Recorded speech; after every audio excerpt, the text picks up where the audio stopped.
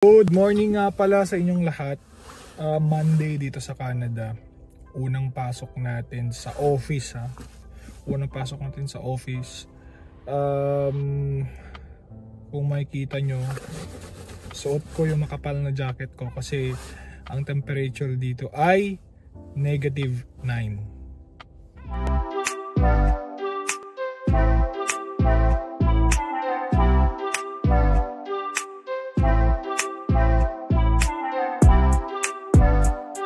Biglang lumamig dito sa Canada, -9. Pero yun ang temperature, pero feels like -18. Ano ba ibig kong sabihin pag feels like? Ang temperature talaga is -9 pero may kasamang hangin. Kaya mas lumalamig. Kaya feels like -18. So pag tatama sa'yo yung lamig, -18 siya. Nandito tayo sa office, medyo maaga tayo. May mga meeting tayo. Yung mga gagawin pala natin for Monday is medyo nagawa na natin nung last week. Hindi ako pumasok last week kasi may holiday hangover pa. Tapos wala namang tao. Anong gagawin ko sa office, diba? So nag-work from home na lang ako. Tapos naka-receive ako ng email kanina na may bagong dalawang papasok ngayon. So tignan natin kung babatiin natin.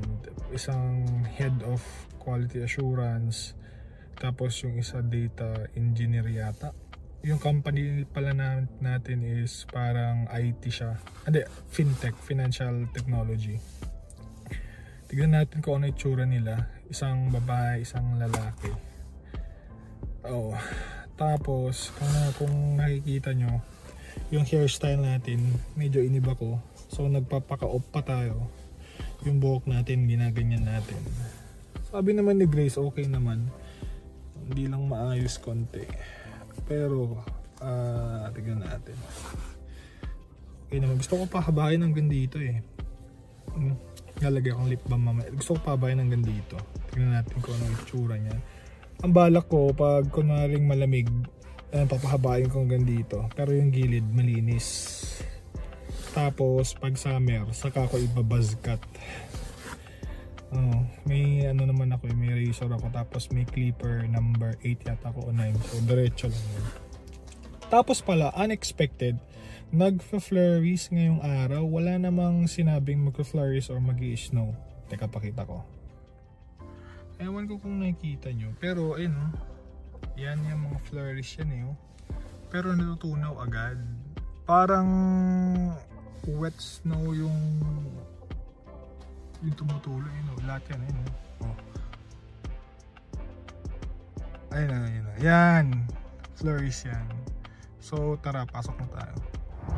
So nagpark tayo malapit dito sa office. Normally doon tayo nagpark sa malayo para exercise, pero ngayon nagpark tayo dito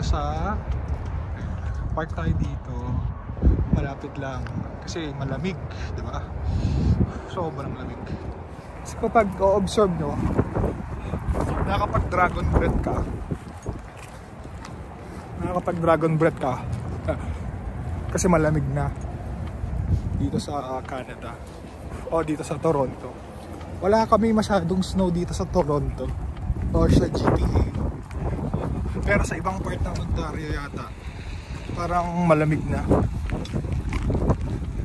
So dito medyo chill lang ang snow. 2 years nang ganito. Tara, pasok tayo. Balik tayo sa sasakyan. May kalimutan ko yung cord para sa charger. Dalawa kasi cord ko, isa sa sasakyan tapos isa lagi kong gamit. Ang bagal yung cord ko na ginagamit, parang peke kasi. Babalik pa akong sasakyan para kunin yung magandang cord kasi parang mabilis mag-charge. Yung isa parang ang bagal, nakakaasar. Parang 3 hours na hindi pa full charge.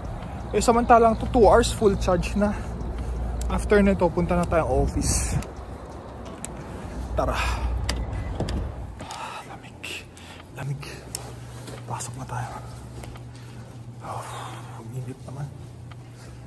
Tara. Tignan natin kung sino yung mga pumasok. Para feeling ko may mga pumasok.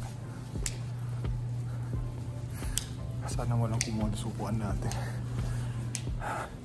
Kain tayo ng maaga. So lunch ko na. Kain tayo maaga. Kasi may meeting tayo ng 1 o'clock. So mga 11:45 nakakain na tayo.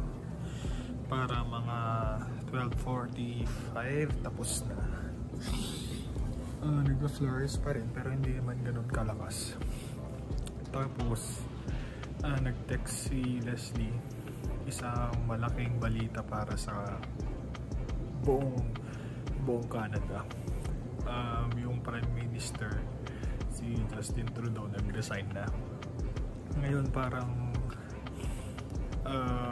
hindi ko sure kung anong mangyayari pero mag-voting na yata parang this year kasi parang mga November pa or October parang gano'n ang voting.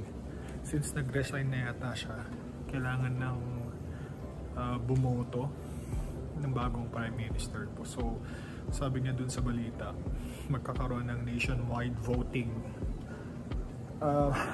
Napaaga yung voting. Wala na. Buti naman nag-resign na, diba? Pero buboto na ng bagong Prime Minister. Nakikita dito sa Canada si Pierre Poilievre, pero medyo conservative. Higpit talaga, ayaw ano sila sa migrant. Talaga ang pag-conservative yata ang ano nila sa Canadian, hindi sa mga nasa labas ng Canada. Tingnan natin, sana ang gawin ni Poilievre, kung sino man nandito sa Canada nag-contribute na, bigyan na ng permanent residency, di ba? Tapos nag-send din si Leslie ng news na parang yung sponsoring ng parents and grandparents kinancel na ng Canada dahil gusto na nila mag-cut ng permanent residency. Medyo nakakalungkot lang kasi gusto namin yung parents namin kunin namin dito para maging permanent resident sila, ma-enjoy nila yung life, di ba? Pero pwede pa naman silang pumunta dito, super visa, like mga 5 years sila mag-stay. Pero parang wala silang insurance or hindi libre medical nila yung mga gamot nila. Yun ang isa pa naming iisipin kung paano ang galawan. Pero kung ganun man lang ang mangyayari, iano nila yun, bibili na lang kami ng insurance para sa kanila, mataas na insurance para makasama namin sila, diba? So yun lang yung balita as of today, as of ngayong lunch na to, January, ano ba nga yan? January 6, Monday, lunch na. So yan ang mainit na balita ngayon. Uwi na tayo, guys. Nag-aayos na ako ng gamit. Ako na lang tao dito sa office, eh. Yan talaga yung buhok ko, bagong hairstyle. Pero pauwi na tayo. Nag-aayos lang ako. Iwan ko yung laptop ko. Tapos daan ako saglit sa pantry, may kukunin ako. Nag-refill ako ng sanitizer kasi yun yung ginagamit ko para wala naman kasi gumagamit. So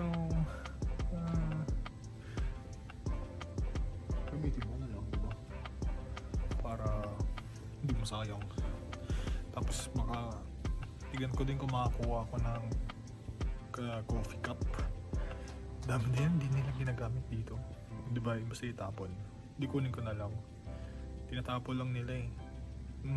Halos lahat kasi dito nagmamag. So kukunin ko na lang. Let's go, uwi na tayo. Lakad na tayo. So ito pala, balahibo talaga yan, Canada Goose.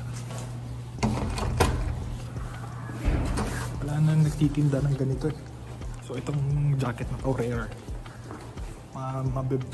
Kung makakakuha ka man ito, siguro mga $3,000. Nabili ko lang ito sa tito namin ng 400. Ayoko pa sana nun eh, kasi mahal. Automatic pala yan, hindi ko na yun. Mag-refill tayo ng sanitizer, teka lang. Tapos kunin na din natin yung Starbucks na hindi nila ginagamit. Oh, sayang. Nag-uwi ko na lang to. Ito. Kunin ko na lahat, hindi nila gagamitin to. Uwi na tayo. Lamig. Gabi na. Pero actually, lumiliwanag na. Kasi, pag mga ganitong oras, sobrang dilim na. Ngayon, maliwanag pa. May liwanag pa. So, ibig sabihin, mahaba na ang oras or yung araw dito sa Canada. Which is okay para sa atin. Tara, ulit tayo. So, yan ang unang pasok natin dito sa office ng 2025.